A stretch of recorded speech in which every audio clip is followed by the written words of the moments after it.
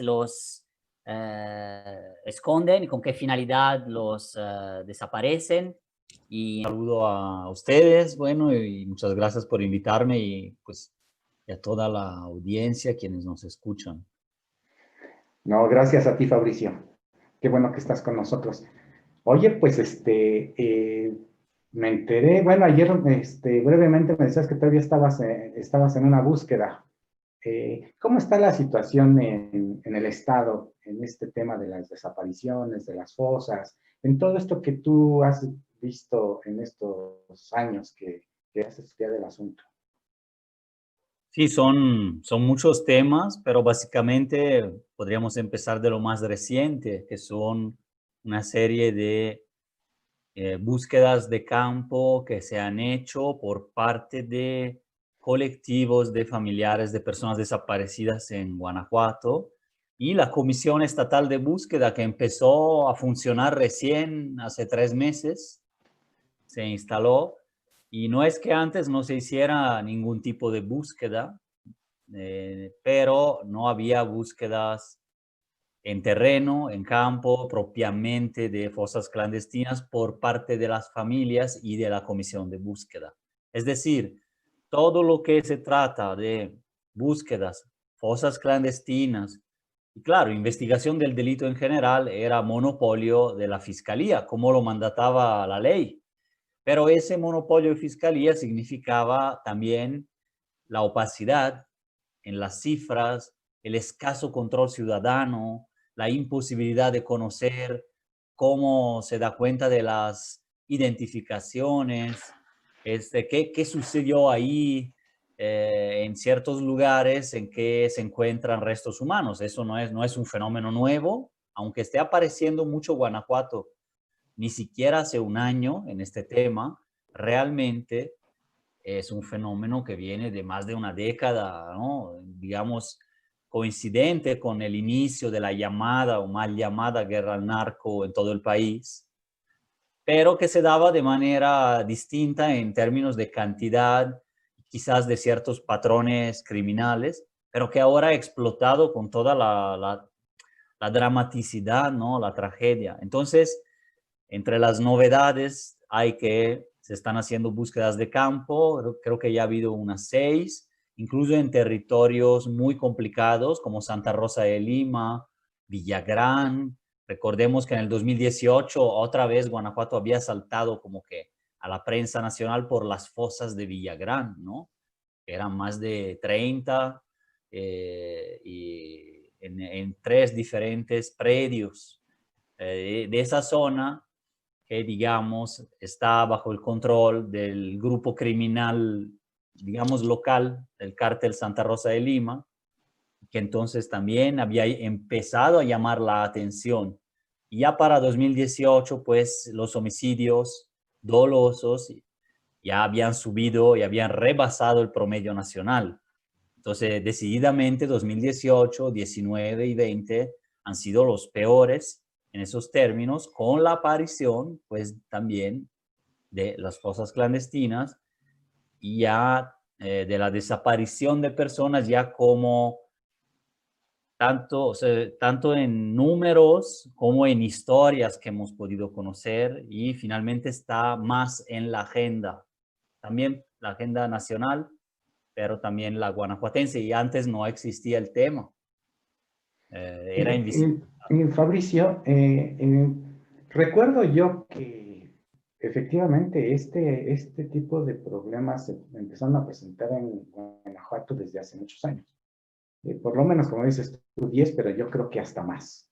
Y ¿sabes qué? A mí me daba la impresión desde entonces que la respuesta de las autoridades era por lo menos, para decirlo de alguna manera suave, displicente, desinteresada, como que no era un asunto a considerar.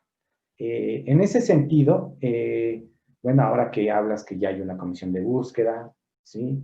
Que ya hay una comisión de atención a víctimas, ¿tú notas que podemos ser optimistas y que las cosas empiezan a cambiar a Guanajuato? Que no vamos a pasar como ha sucedido en otros estados, en los que si bien se le pone atención, se hace todo lo posible para minimizar el problema. Bueno, ejemplo claro reciente es el de Jalisco, ¿verdad? Y otros más atrás como el de Coahuila. Pero tú, ¿cómo ves en este sentido las cosas? Sí, es lo que ha sucedido, pero para hacer un resumen de cómo es que pasó, ¿no? Porque los números, por ejemplo, que sabemos que las cifras oficiales reflejan algo frío, puros números, cuando estamos hablando de miles de historias de vida, de familias quebradas, de, pues, de incertidumbre y todo lo que eso genera en cualquier país y sociedad. Pero aparte de esto, esos números reflejaban ya más de 1,000 personas desaparecidas, es decir, un estado que estaba entre los primeros desde 2010, cuando menos. Pero digamos que fue subiendo y bajando de alguna manera hasta según cómo limpiaban los registros de la fiscalía y cómo los clasificaban. Muchos casos los clasificaban simplemente como indagatorias. A veces no hay carpeta de investigación como tal, o indagatoria por no localización, por extravío. Entonces, tendían a ocultar el término desaparecido, desaparecida y la realidad que está detrás, que no es un simple extraviado por motivos personales o porque perdió la memoria o porque decidió no dejar información a sus queridos, ¿no? Sino que es probablemente una problemática de crimen organizado, de crímenes de Estado, de desaparición forzada, etcétera. Entonces, eso como que se ha mantenido a raya con el mismo discurso que durante la época de Calderón tuvimos como el bombardeo a diario, acá lo tuvimos hasta hace un año. Es decir, hay casi que un desfase incluso en el discurso político y público sobre la desaparición. De hecho, el tema no fue político, no fue público, en el político en el sentido de que haya una disputa ahí y que haya actores sociales y que el tema esté en el espacio público, no se ha dado hasta hace un año, más o menos, hasta hace poco.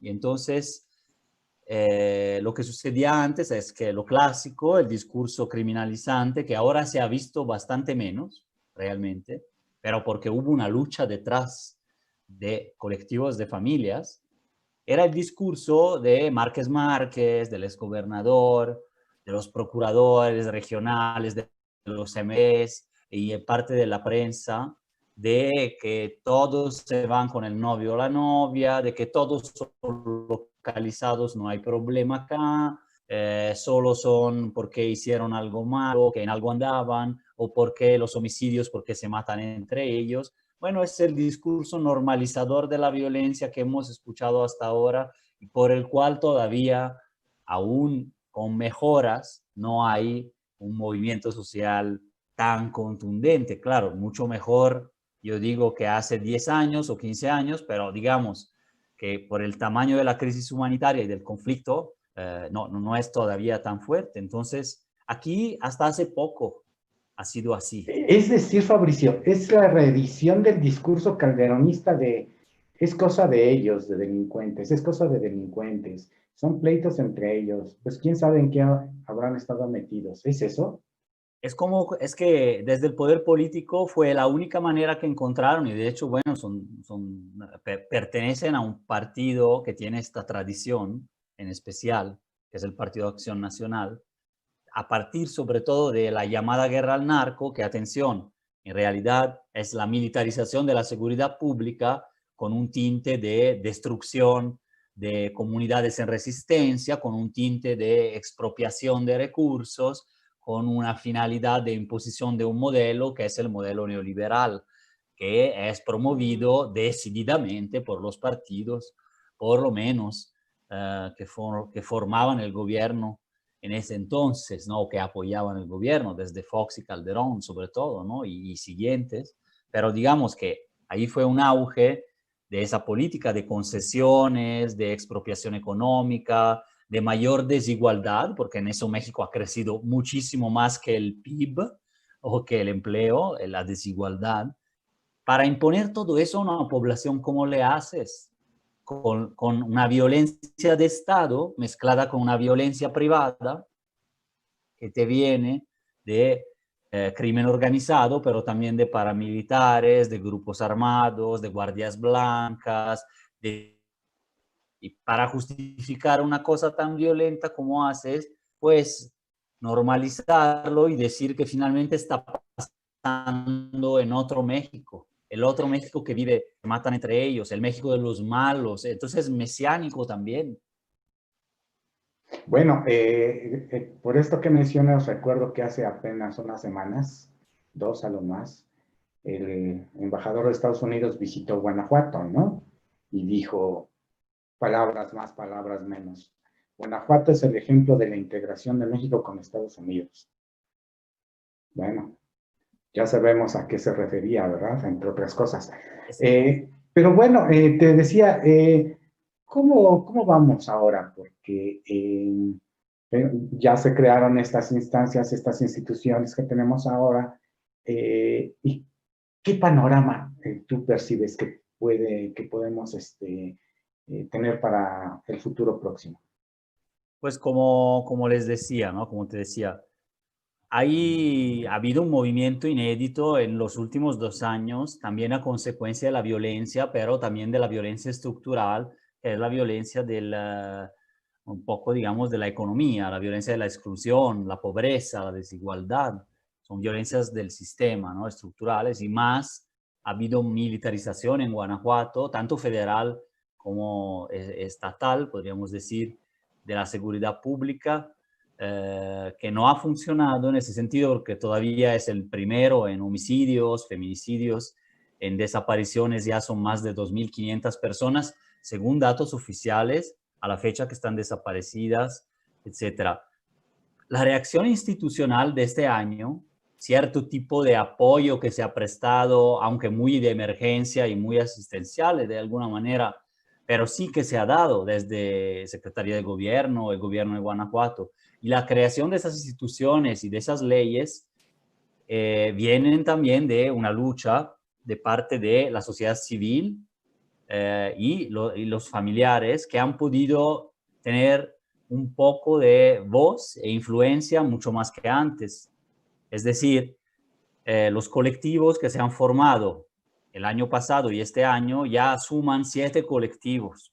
2 eran históricos, es decir, vienen de luchas del 2010 y 2011, pero relacionados con casos que se dieron en San Luis de la Paz y en otro estado, con 22 migrantes que iban rumbo a Estados Unidos, y con León, el caso de los 8 cazadores de León que fueron desaparecidos en Zacatecas. Entonces, eran casos, digamos, ligados a Guanajuato, pero también de otros estados y de alguna manera ligados también a relaciones con colectivos federales, con colectivos nacionales más bien, y así. Y ya en 2019, más bien, se crean colectivos de esta nueva oleada de violencia. Como vimos, no es nueva, ¿no? Estamos hablando de 2010, 2011 y ahora nuevamente de una violencia incluso más desbordada, con militarización de la seguridad y lucha entre grupos criminales encarnizada en todo el corredor industrial, ¿no? De León hacia Querétaro, pero por Salamanca, Irapuato, Juventino Rosas, Acámbaro. Hay territorios completamente coludidos, por lo menos al nivel municipal, con el crimen organizado, o abandonados, o bien digamos, en manos del crimen organizado y de la lucha. Entonces, la reacción de las familias de desaparecidos, pero también de los estudiantes de la Universidad de Guanajuato, con ocupaciones, con el movimiento de la Colmena del año pasado.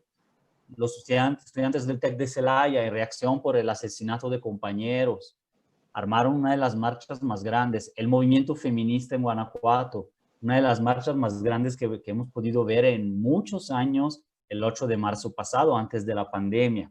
El movimiento socioambiental, ¿no? Contra la cuestión, por ejemplo, del Zapotillo, el parque de los Cárcamos, ¿no? Y prácticamente su privatización y destrucción ambiental que se va a realizar, y muchos otros, la Cuenca contaminada, San Miguel de Allende, crean una masa crítica que va, digamos, abriendo brecha, y también en la calle ya se ve más presente. Ahí entra el movimiento también de víctimas, que son víctimas de todas estas situaciones, además de que del crimen organizado y la ineficiencia, ineficacia y a veces la posible colusión o inoperancia de fiscalías, de policías de diferentes niveles, etc.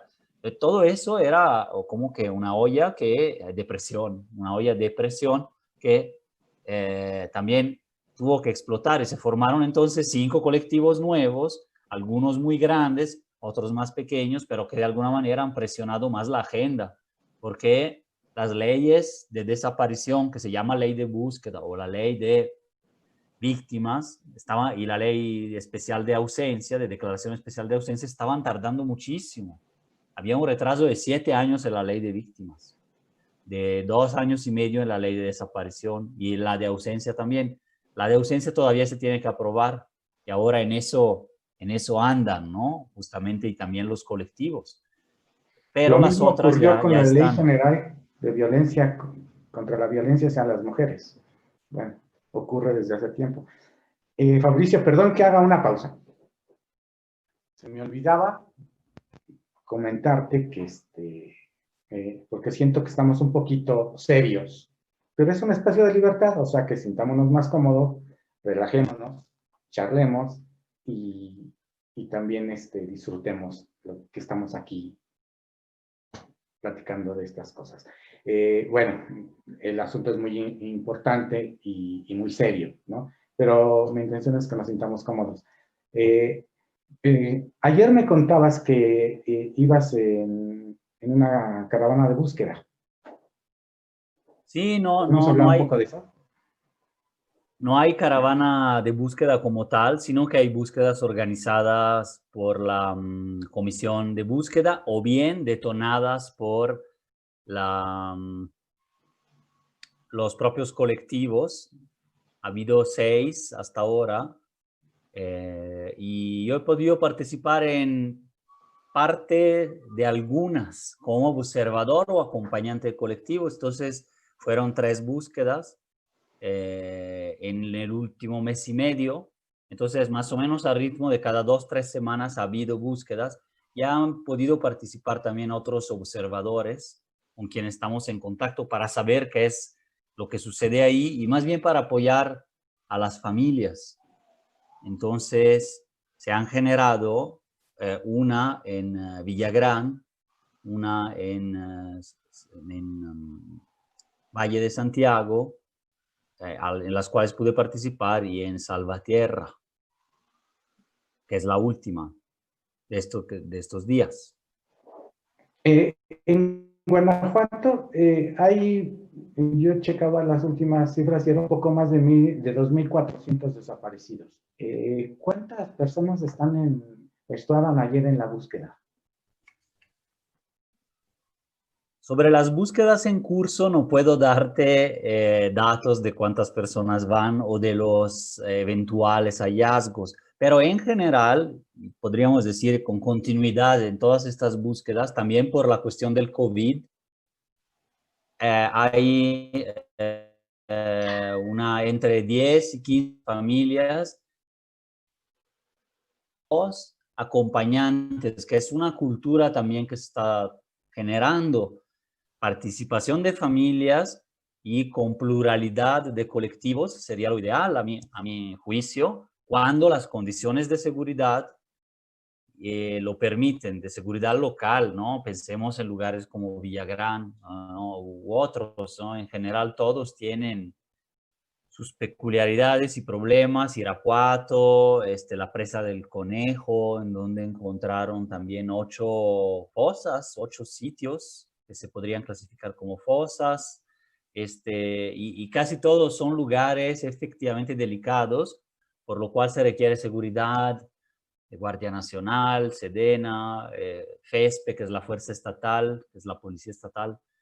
Y entonces los números no pueden siempre ser grandes. Por lo que tengo entendido, es un inicio de trabajo que está coordinando la comisión de búsqueda, pero no hay comisión de atención a víctimas. Bueno, sí la acaban de formar, pero no está operativa todavía y entonces no hay tantos apoyos, digamos, para que puedan ir más familiares con su transporte, con su comida, con todo el apoyo que generalmente se da desde las víctimas, desde comisiones de víctimas, hacia los colectivos de familiares. Entonces todavía está como que empezando labores en ese sentido y eso te podría decir, pero al parecer en todos los sitios, ¿no? Hay hallazgos, lo cual habla de que en las carpetas de investigación, bueno, que son hallazgos que se tienen que confirmar al 100% todavía y que también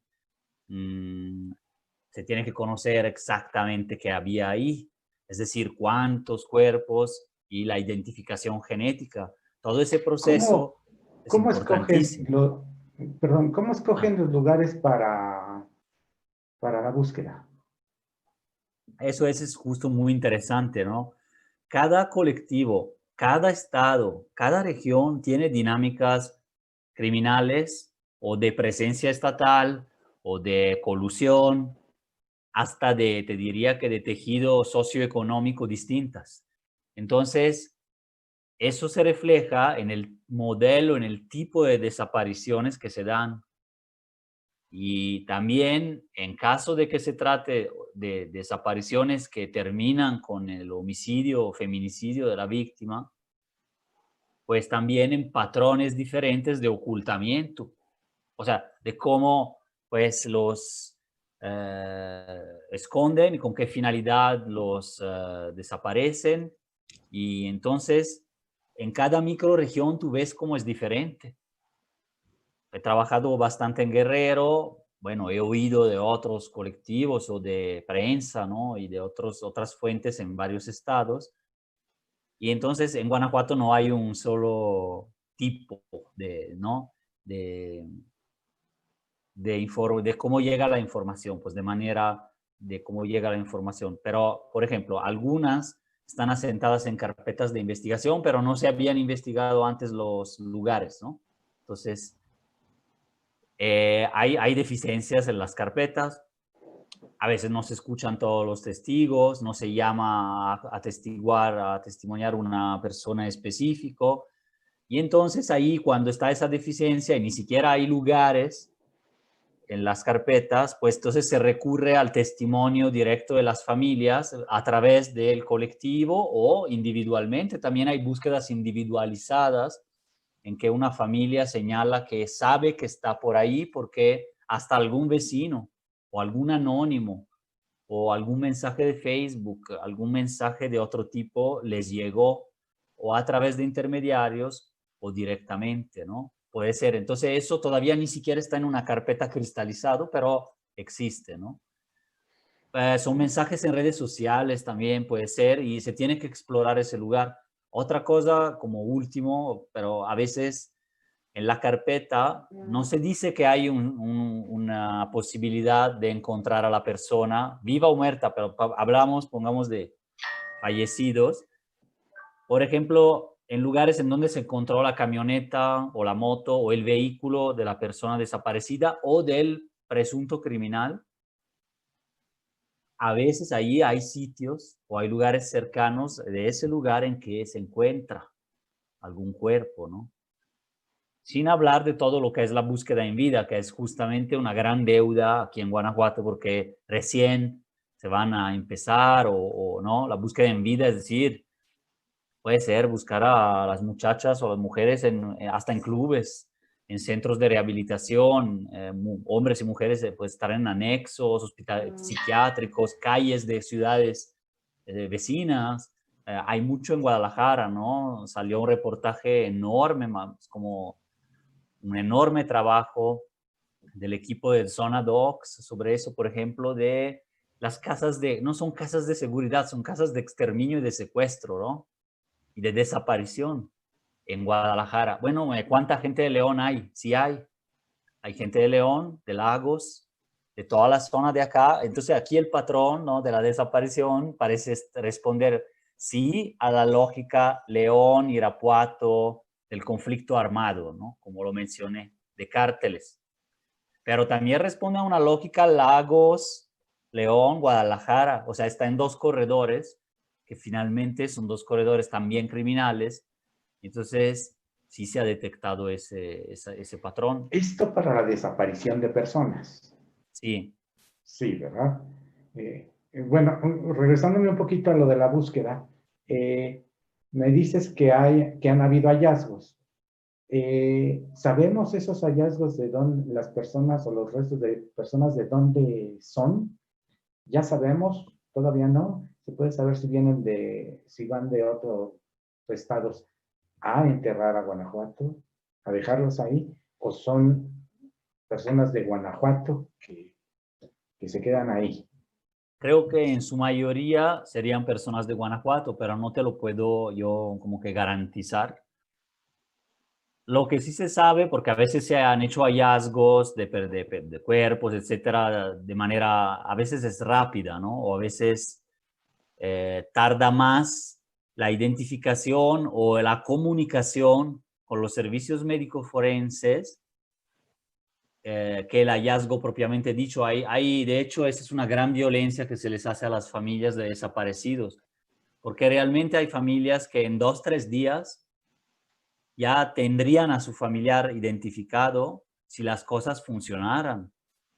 Pero en cambio meten una denuncia por desaparición porque efectivamente vieron que fue desaparecido, que fue secuestrado su familiar, o lo saben, meten una denuncia y se quedan hasta 1 año o hasta 2 meses pensando encontrar su familiar con vida, incluso porque la búsqueda y también la idea, claro, de las personas es encontrar con vida, pero estaba en un servicio médico forense, en un CEMEFO de otra ciudad.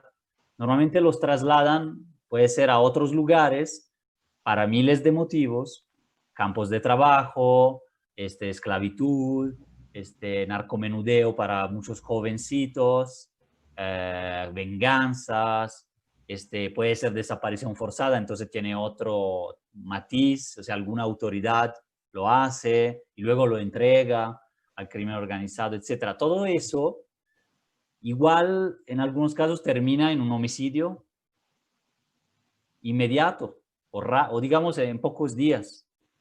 Ojalá que no, y no necesariamente es la mayoría, pero sucede. Y cuando sucede, pues la autoridad tiene que ser la primera en ser la más expedida, eficaz, ¿no? Y no sucede, entonces quedan con la idea de que están desaparecidos durante meses. Eso se ha dado mucho. No he conocido muchos casos que vengan propiamente de fuera, pero sin duda tienes ahí a Pénjamo, la misma León, que son ciudades fronterizas. En Pénjamo es Michoacán prácticamente, la dinámica es básicamente entre grupos que están de un lado a otro. Se han detectado grupos, ¿no?, de michoacanos por acá. Y entonces también muy probablemente de víctimas de los dos grupos o digamos así, de esa región, y que pueden ser de Michoacán. Y también se ha detectado grupos en la Sierra de Lobos, de León, que son de Jalisco y que operan en Jalisco, en Lagos, tal vez desapareciendo. Ahí han desaparecido varias mujeres de León, leonesas, pero luego regresándose a León, pero en la sierra, para ocultarse mejor, porque pues ya cometen el crimen o controlan la plaza o actúan en Lagos, pero en León vienen a defenderse. Y así, entonces, están estas dinámicas, por lo cual no se puede descartar esto. El problema es que no hay tanta facilidad en conocer los resultados de las identificaciones, no tanto los nombres, porque bueno, hay una privacidad que defender, etcétera, pero no hay tantos datos oficiales del famoso que se tendría que hacer registro estatal de personas no identificadas y fallecidas y no identificadas. No hay ese registro, como no hay registro de fosa, ¿no?, de fosas clandestinas. Entonces sí hay datos, pero están más sueltos, están en una carpeta, están los números, pero no los datos finos de entender incluso de dónde venían, o qué proceso de verdad y justicia se pudo completar ahí. Probablemente no lo hay, pero digamos, sí llegó a sentencia condenatoria ese episodio, ese momento en que se encontró ¿Eso el a qué se cadáver, debe, etc. Fabricio? Es complicado de explicarlo. Podría decirte simplemente, la fiscalía trabaja mal en este sentido o quiere ocultar los datos. Ok, es una primera respuesta, ¿no? Pero se me hace hasta sencillo que solo sea así. Es decir, si fuera solo un problema de algunas fiscalías que sí tienen, claro, ellos son los que legalmente lo pueden y lo deben hacer. Entonces, claro, es un primer eslabón de la explicación. Pero hay fallas estructurales del sistema que incluso no dependen tan solo de los individuos o ¿no? Aunque claro que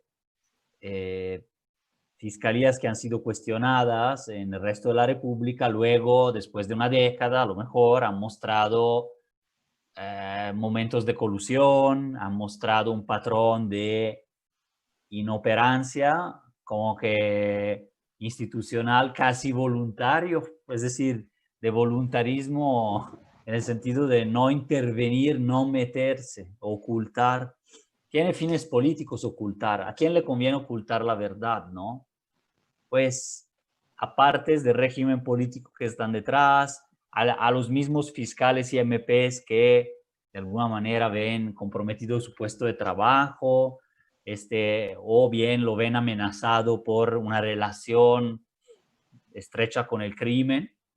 Ya no digo que sean parte de, pero puede haber varios tipos de relaciones, desde la cooptación hasta la amenaza con miedo del funcionario o una simple mirar, ¿no? Voltear la mirada para el otro lado, etcétera. Esos son varios mecanismos que están incrustados en el sistema de procuración de justicia desde la década de los 70. No son nuevos. La desaparición viene de eso y es la impunidad del pasado que nos lega cierta impunidad en el presente. O sea, eso no cabe duda ya entre incluso los académicos que estudian esto, ¿no? Fabricio, ¿por qué, por qué sucede esto? Se supone que si creemos el discurso del gobierno del PAN desde hace años, el, el problema en Guanajuato no sería económico. Permíteme.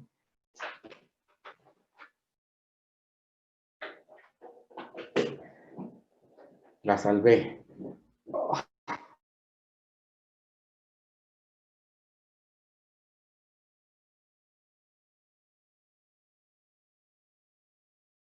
A ver, creo que quizás perdimos la conexión con Agustín, pero creo que ahí va, ¿eh? Estamos por acá.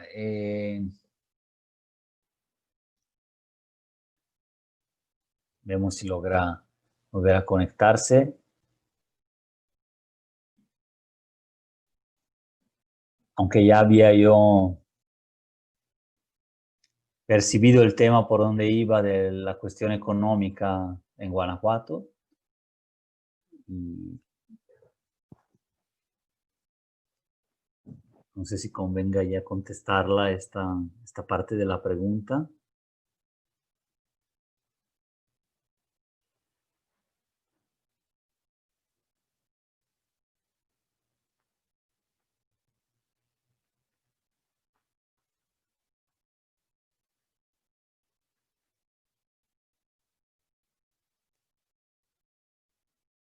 Vamos a ver.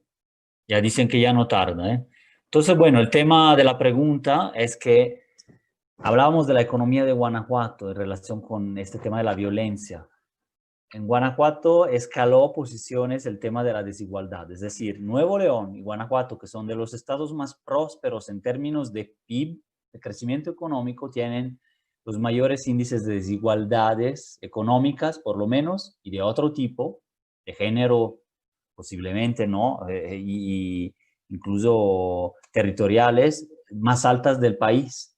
Entonces, aún teniendo un PIB que era del 4 o 5% antes de la crisis del COVID, y teniendo una propaganda finalmente de que pues en Guanajuato hay más trabajo, hay mejores condiciones y efectivamente hay cierto dinamismo económico.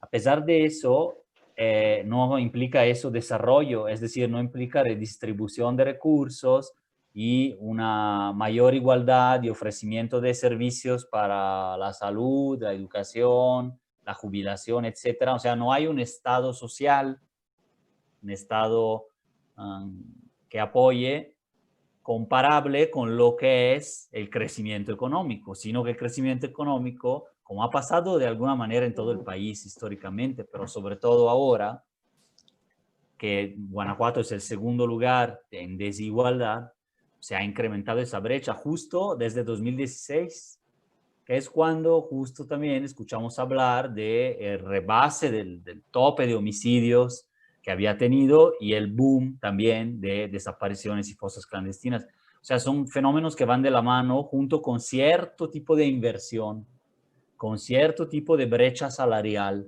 con cierto tipo de enorme brecha de género, con cierto tipo de represión sindical. Todos esos factores no son indiferentes a la proliferación del crimen organizado, de la mano dura como reacción militar, y entonces eso genera justo las condiciones que se han visto en Juárez, con los operativos Chihuahua, las condiciones que se han visto en otros estados, pero no hay este aprendizaje. Cuando sí había recursos para hacerlo, por ser un estado efectivamente relativamente próspero por un periodo y con no bastante ese movimiento económico, pero eso no basta y excluye, los niveles de pobreza son medio altos también, rebasan el 40-44% en muchas ciudades de Guanajuato, es decir, no me parece una condición ideal, como que tenemos el 15% de pobreza en Guanajuato y la desigualdad bajó, no sé, que al nivel de cualquier país, ¿no? Digamos, más equilibrado, ¿no? No es así.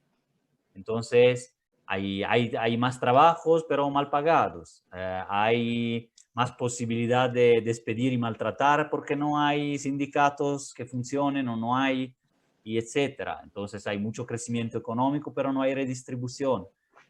Hay mucha inversión, pero más desigualdad y brecha, porque si tú vas a ver dónde está la inversión, al lado de la inversión, como en cualquier casi ciudad latinoamericana, vas a ver la brecha de la desigualdad. Es decir, vas a ver la ciudad global aquí y al lado, ¿cómo decir? Los que sobreviven de ella mal y en donde se anida también un potencial. No es la pobreza que causa la desigualdad, eso está estudiado, que causa la delincuencia, ¿no?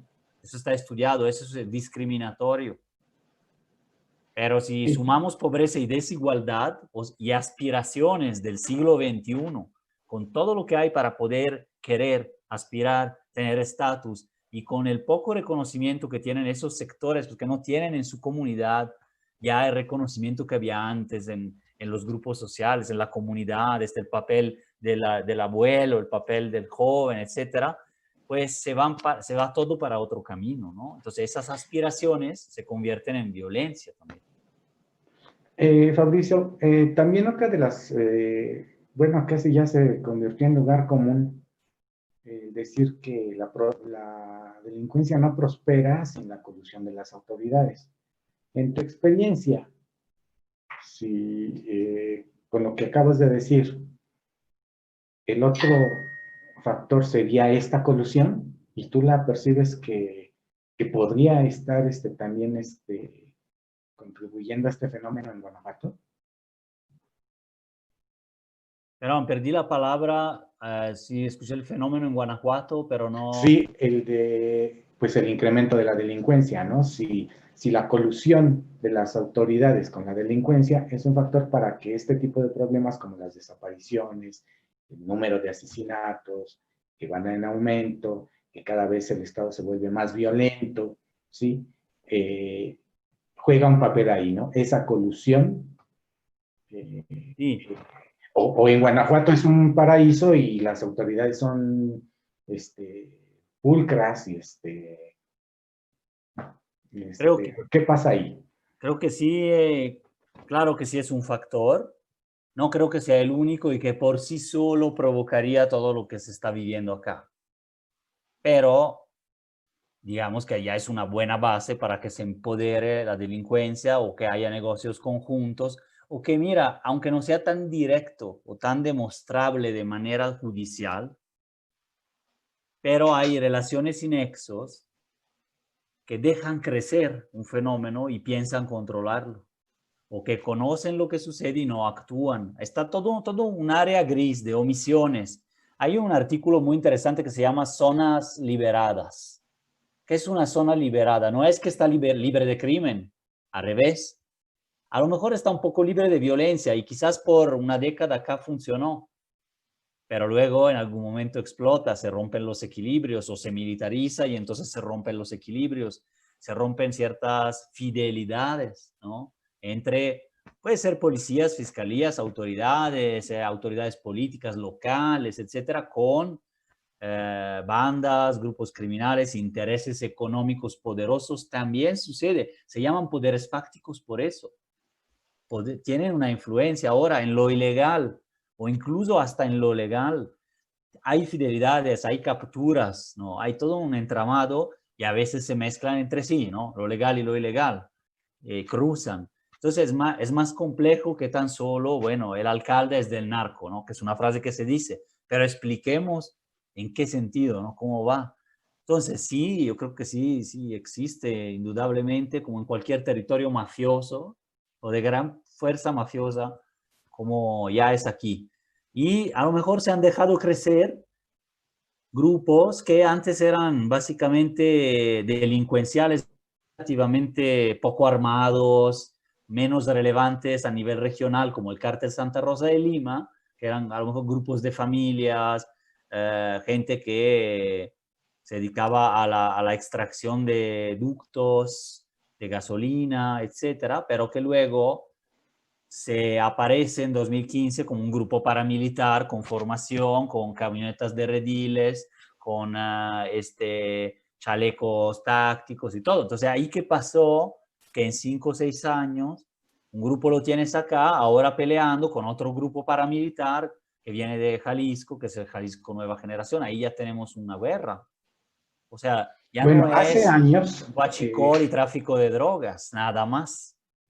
hace Hay más años, organización.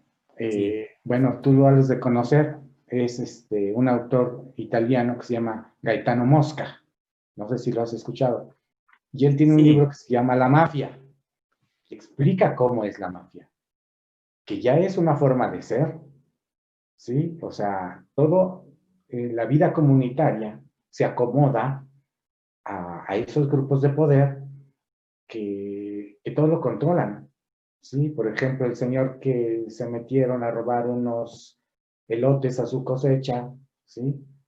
Y que constantemente sufre robos de ese tipo hasta que no va con alguien con poder y le dice, oiga, pues me están robando, ¿verdad? Y entonces ese señor de poder, que no es la autoridad, ¿sí? Pues le arregla el problema, ¿no? Y ese señor de poder tiene una relación muy estrecha con la autoridad, ¿no? Que la autoridad no se mete a resolver ese tipo de problemas porque con la autoridad no es la que resuelve eso, ¿sí? La autoridad es la que obedece a esa persona de poder, pues cuando conviene a esa persona que intervenga, ¿verdad?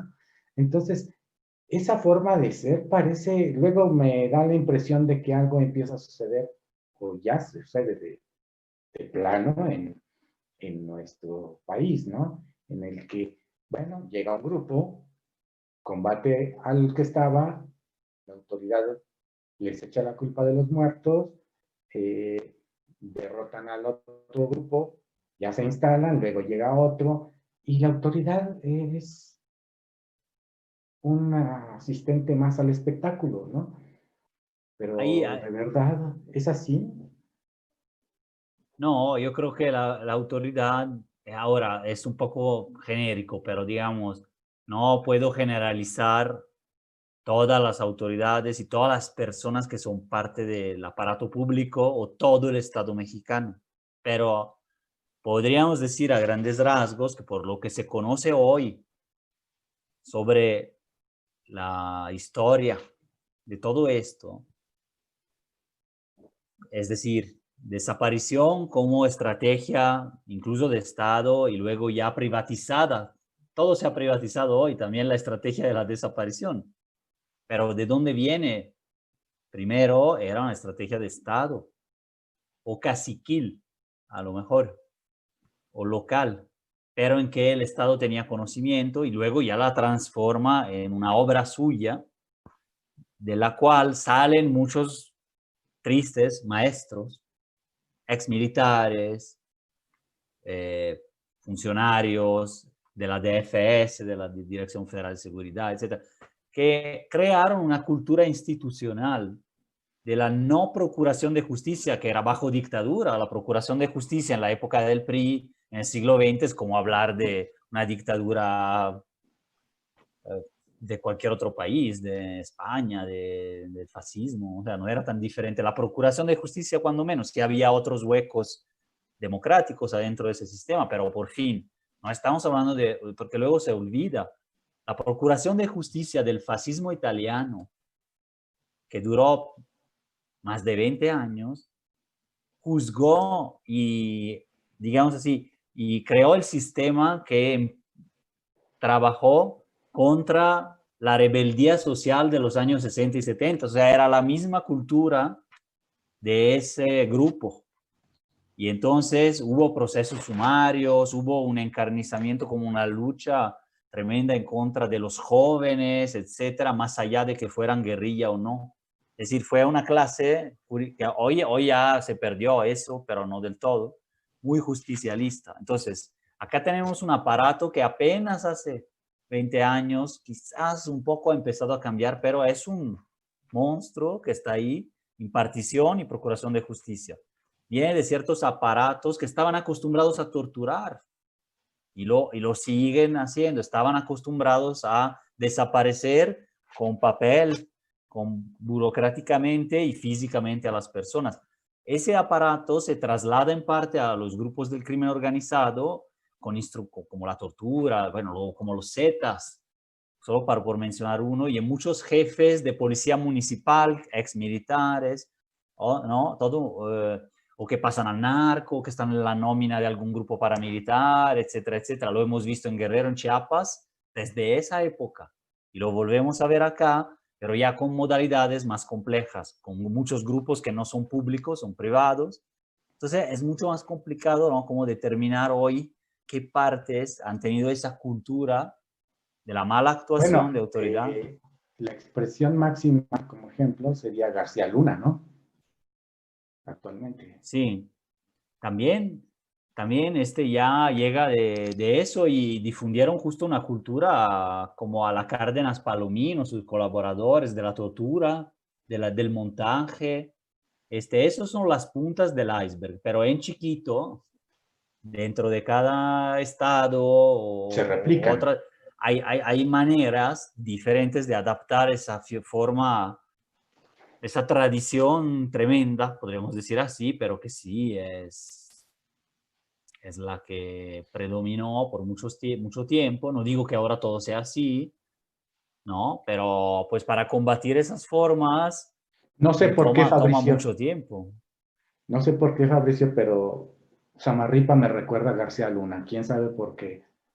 Eh, Oye, pero incluso hasta cuando lo veo, como que tienen el mismo físico y el mismo corte de pelo, más o menos parecido y esas cosas. No sé por qué. Pero y bueno, ahora digo, aparte del sí, pues puedes tener hasta un parecido, pero sí hay ¿será ciertos, requisito o qué? hay ciertos elementos, es que eso es justo una cultura, también, es decir, una forma de ser que se refleja, pero no sé, ahí yo no puedo decir precisamente porque no hay judicialmente pruebas, pero lo que se Bueno, de lo que sí hay menciona, pruebas es de que en el periodo de Samarripa, que ya se exacto, extendió, ha crecido esta delincuencia, pero hay una evidencia prácticamente, ¿no? fuerte de cómo ha crecido la delincuencia y ciertos fenómenos y cómo se ha minimizado antes o después al mismo fenómeno, ¿no? Y cómo todo ha sido parte de un sistema más amplio que la Procuraduría, etcétera. Es un sistema económico, político, de justicia y militar que está enredado en intereses y poderes fácticos de distinto cuño económico, pero también ilegal, que se traslapan. O sea, como para explicarlo de manera, bueno, no sé si es muy coloquial esto, ¿no? Es más, quizás parece académico, pero es como un entramado, ¿no? Y entonces, Incluso financiado con recursos internacionales, ¿no? Vemos la iniciativa Mérida, por ejemplo. sí, eso ha significado mucho para México también. Es como un parecido con el Plan Colombia, quizás un poco más blando que el Plan Colombia, pero con vínculos hasta ideológicos, económicos. ¿Qué hace eso? Te crea un aparato de justicia que heredado del siglo XX mexicano de la contrainsurgencia y de la guerra sucia, pero ya actualizado al momento y a la llamada guerra al narco, se crea un aparato cada vez más grande que implica la militarización también de los grupos criminales, ¿no? Porque implica armas más modernas, etcétera, pero con un uso en la seguridad pública, no para la defensa nacional, por así decirlo, o externa. Y entonces, volcar ese potencial, todo a la bueno, buena parte a la seguridad pública, por más de una década, pues te genera que los otros grupos también aprendieron esas tácticas, esas armas tienen, y mucho, y hay un traslapo incluso de gente entre uno y otro a diferentes niveles. Hay quien se va a jubilar y tiene su jubilación ahí en un grupo de crimen organizado, o viceversa, quien pasa de uno a otro, y eso desde los 70. Entonces, como decías antes, más que la autoridad por un lado, los buenos, los malos, esa lucha al estilo Calderón, declarada buenos, malos, es más bien un negocio en cogestión con una especie de, ¿cómo decir? Se dice que los mercados no existirían sin el Estado, y es verdad, no existe un mercado así. Siempre necesita del Estado. Bueno, tampoco existirían esos mercados ilícitos y la trata de personas, a las armas, me refiero a la droga, sin un Estado. Y en el sentido de que no solo lo combate, sino que más bien fue corresponsable de su nacimiento, de su incremento desde la misma política pública, y hasta gobernadores y exponentes de ese Estado han sido básicamente protectores o financiadores del crimen organizado. Pensemos en el caso Sinaloa y los estados de la frontera. O sea, nace como negocio de Estado. Luego, claro que evoluciona, no estoy diciendo que todo el narco de ahora es un negocio del Estado, pero pues que tenga todavía esa tradición o esa cultura que se generó, es así. Entonces, es más complicado que decir una autoridad buena, ¿no? Que combate y hace lo que puede. Sí hay, seguramente hay, pero a nivel más de análisis te diría esto. Oye, Fabricio, pues está poniendo muy bueno esto, ¿no? No sé qué te parezca a ti, pero a mí me interesan mucho esos temas porque yo creo que ayudan a que la gente entienda por dónde va la cosa con esto de la inseguridad, ¿no? Sobre todo cuando ya empieza a tener temor para salir a la calle, ¿no? Y creo que eso está sucediendo mucho en Guanajuato y muchos estados del país lo saben. Oye, pero si tú quieres, pues lo seguimos platicando, sobre todo esto último, ¿no? Que me mencionas ahorita en otras emisiones, ¿cómo ves? Y para cerrar, si me permites, que es una cosa que a mí me importa mucho, es, bueno, pues lamentablemente con esto de las desapariciones, bueno, no paran. Y, y hay un protocolo del que a mí me gustaría que se empezara a hablar, ¿no? Para que la gente, bueno, nadie, ojalá nunca pase, no vuelva a pasar. eh, o sea, uno no lo desea, pero uno sí debe saber qué hacer si acaso llega a suceder. ¿Cómo ves?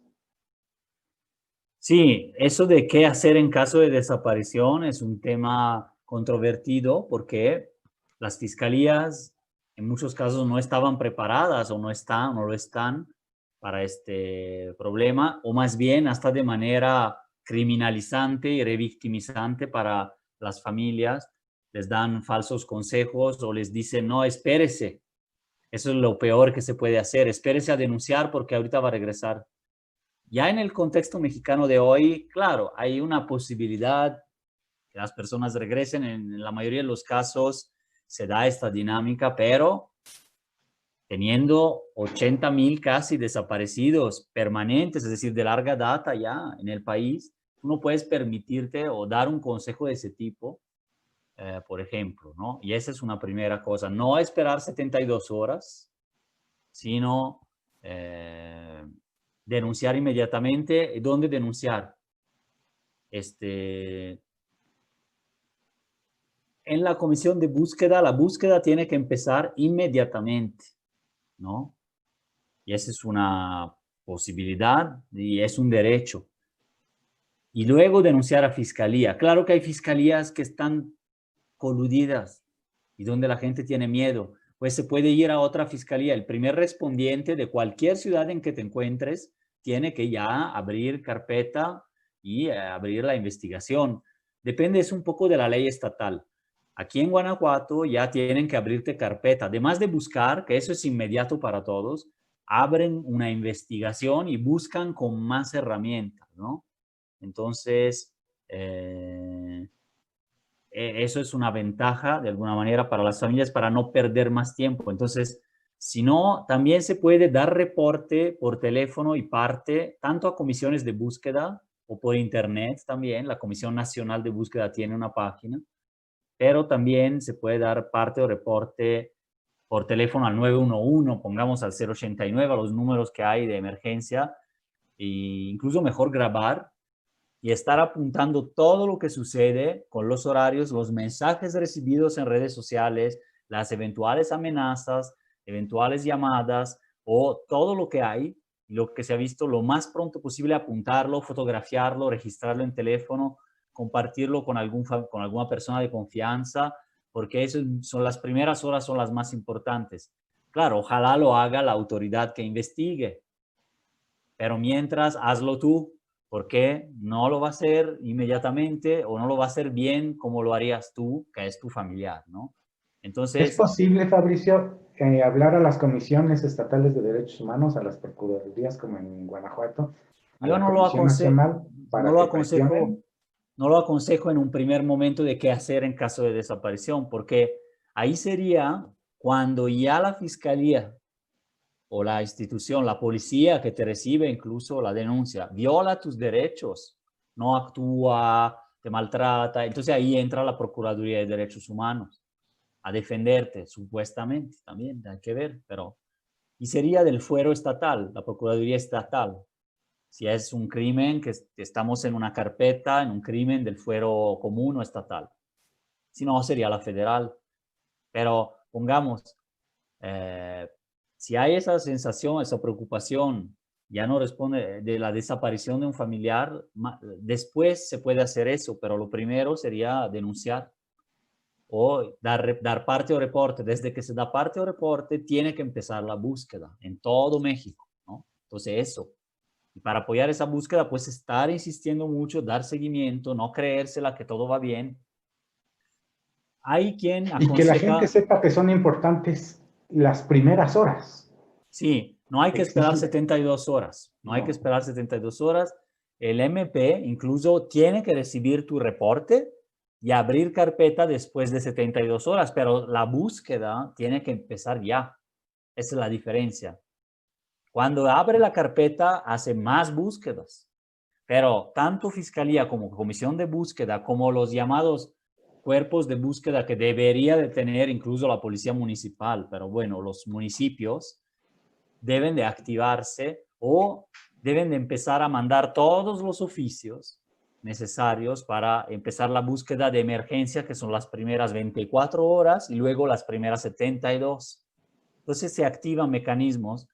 Yo lo haría, si me pasara, tanto con Comisión Nacional, si puedo, por internet y llamando, insistiendo con alguien que pueda atenderme, Y con las comisiones locales, mucho más, porque están más, te conocen más de cerca, puedes intervenir de alguna manera. Y personalmente, según el caso, se puede hacer en redes sociales de manera privada, personal. En fiscalía normalmente te dicen que no lo hagas, pero todos los colectivos te dicen que sí. Yo le creo más a los colectivos en esto de la búsqueda casi que a la pura fiscalía. Claro, hay casos de que si fuera una desaparición determinada luego por un secuestro, en que luego se vuelve una carpeta por secuestro, porque hay secuestro es cuando ya hay una llamada en que dura por un tiempo, en que te están extorsionando, ¿no? O te están pidiendo algo. Si ya no hay ninguna comunicación, es una desaparición. Pero si hay una llamada o algún momento de esa interacción, ¿no? Con el secuestrador, entonces puede ser una carpeta de secuestro. Bueno, de todos modos hay que estar buscando, pero si es secuestro, la fiscalía que se encarga es la Fiscalía Especial Antisecuestros. Entonces ahí a lo mejor te dice, no, espérate, no es como una desaparición clásica, que ya no se sabe el paradero y no hay noticias, sino que es secuestro, no pongas en redes sociales esto. Puede ser, pero en lo general, en un principio, sí hay casos de que te están buscando en redes y la gente aparece porque lo sueltan porque ven que ya hay un costo político casi, un costo social de mantener presa a esa persona o de estar haciendo algo ahí. Sí ha sucedido, pero dar la garantía no se puede. Entonces, estas son las recomendaciones así de memoria que yo te tendría. Hay más, hay más. Hay trípticos. Si buscan de Hay por amor a que, ellos, hay que hay hablar del colectivos. protocolo que Sí, publican, bueno, básicamente las comisiones, ¿no? de derechos humanos. Oye, sí. Fabricio, pues Bueno, bueno, yo me dio mucho gusto tenerte aquí y yo te reitero la invitación, para volver a estar aquí. ¿Cómo ves? muchísimas gracias. Claro, vamos a seguir platicando de estos temas poco a poco. Creo que es importante, finalmente son, también yo ando en un proceso de mucho aprendizaje de las familias, del contacto con todo el entorno de Guanajuato, que te digo, ha sido muy, muy dinámico y movido. Y entonces sigo aprendiendo también a través de la plática con ustedes y les agradezco.